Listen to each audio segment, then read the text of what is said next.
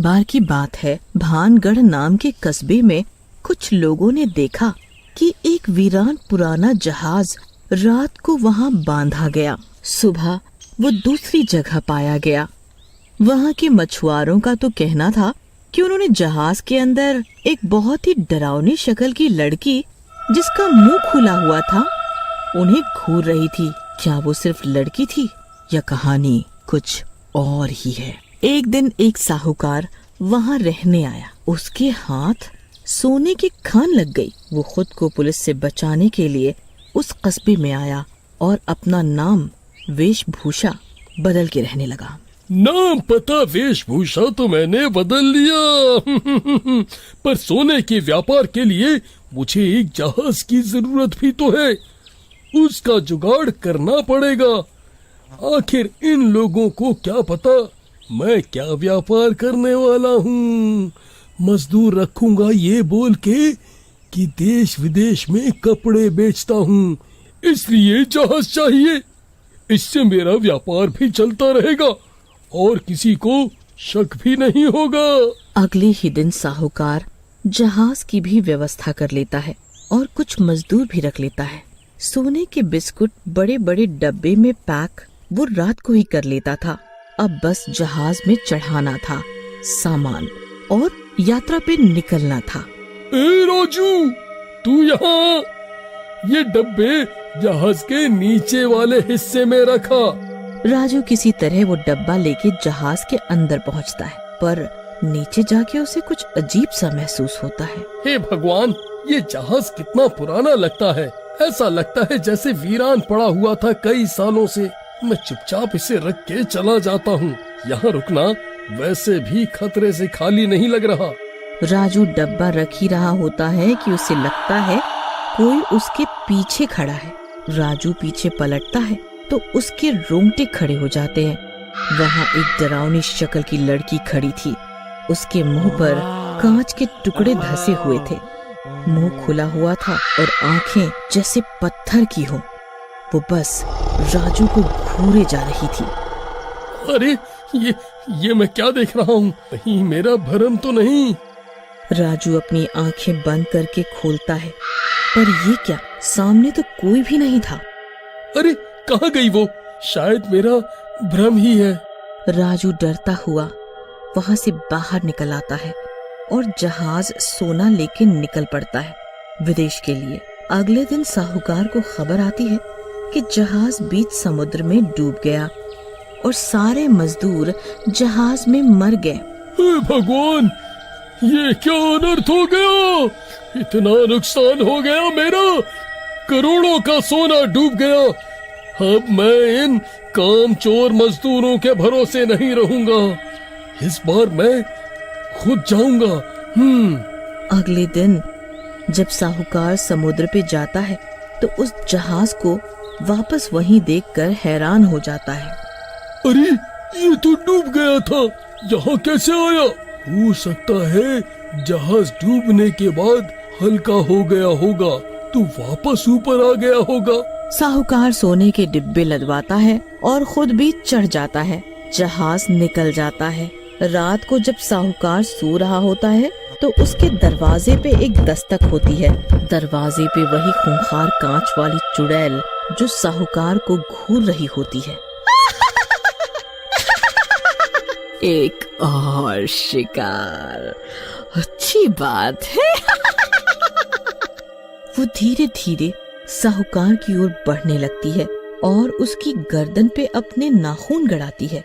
तभी साहूकार की आंखें खुल जाती है। साहूकार की तो जैसे हवा ही निकल गई हो। कौन हो तुम और अंदर कैसे आए? क्या चाहिए? खून चाहिए तेरा।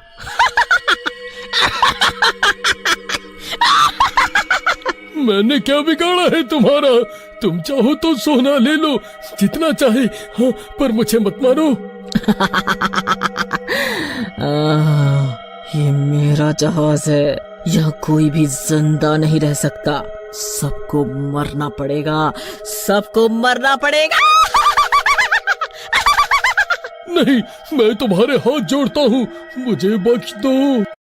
इस जहाज में जो भी चढ़ा है उसकी मौत एक रहस्य कहलाती है। अगर तुझे छोड़ दिया तो ये रहस्य सबके सामने आ जाएगा, इसलिए तुझे और बाकी सबको मरना ही पड़ेगा।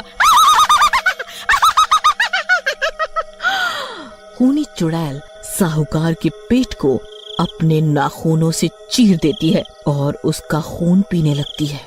फिर वो चुड़ैल बारी बारी सारे सोते हुए मजदूरों को जान से मार देती है और उनका खून पी लेती है। एक बार फिर जहाज समुद्र में डूब जाता है और सारी लाशें पहले की तरह वहीं रह जाती है और अगले दिन वो जहाज समुद्र के किनारे पाया जाता है। जब ये खबर पुलिस तक पहुंचती है तो पुलिस हैरान रह जाती है। आखिर इस जहाज का राज क्या है? हर बार ये जहाज डूबकर वापस किनारे कैसे आ जाता है? इस रहस्य को बेनकाब करने के लिए विजय नाम का अफसर खास बुलवाया गया। विजय अगले ही दिन बिना देर किए एक बैग और एक कैमरा लेके उस जहाज में जाता है। देखने में तो बहुत पुराना लगता है, पर छेद तो एक भी नहीं है। फिर डूब कैसे जाता है? और लाशों के सामान का भी पता नहीं लगता। आखिर माजरा क्या है?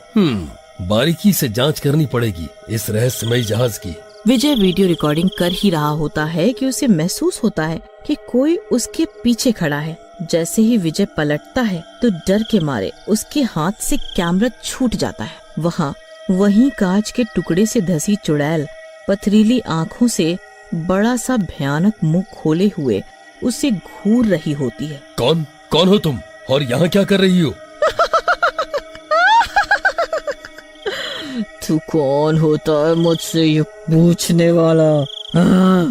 विजय समझ चुका होता है कि वो एक चुड़ैल है, पर उसे बातों में उलझाकर चुपके से पैर से कैमरा उसकी तरफ कर देता है।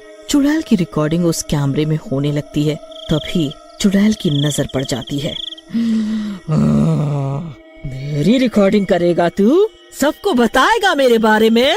हाँ, मुझे पता है कि तू एक खूनी चुड़ैल है और तू ही सबको मारती है और सबको लगता है जहाज डूबने से मौत हुई है। बस तेरा खेल खत्म।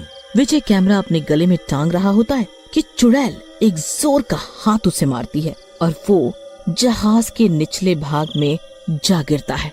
अरे ये मैं कहाँ आ गया? विजय हड़बड़ा कर यहाँ वहाँ देखता है और उठ के भागने की कोशिश करता है।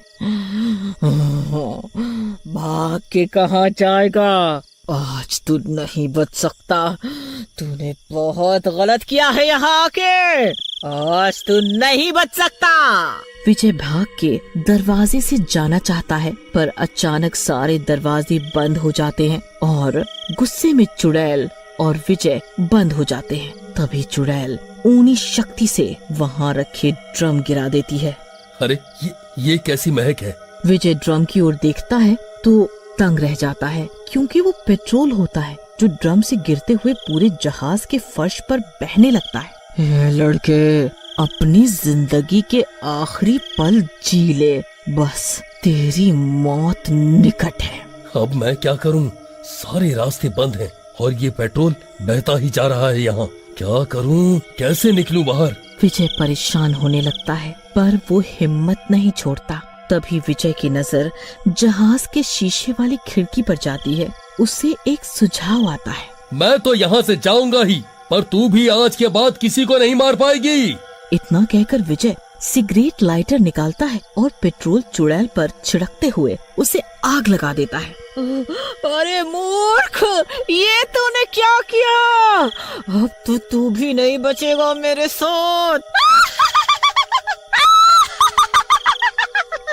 देखते ही देखते चुड़ैल आग में जलने लगती है और इसके साथ साथ जहाज में भी आग फैलने लगती है। और क्योंकि विजय पर भी पेट्रोल गिरा होता है तो विजय को आग पकड़ लेती है। इससे पहले कि विजय के शरीर को आग पकड़ती, वो खिड़की तोड़कर समुद्र में कूद जाता है। विजय की आग तो बुझ जाती है, पर वो वहाँ से जो दृश्य देखता है हैरान रह जाता है। अरे ये कैसे मुमकिन है? मेरे सामने ही तो जहाज में आग लगी थी, पर जहाज तो बिल्कुल सही है। विजय खुद को बचाता हुआ पुलिस स्टेशन पहुंचता है और जो कुछ भी सबूत उसके हाथ लगे वहां जमा करवा देता है। पर अभी तक विजय अपने दिमाग से उस चुड़ैल और जहाज की गुत्थी सुलझा नहीं पा रहा था।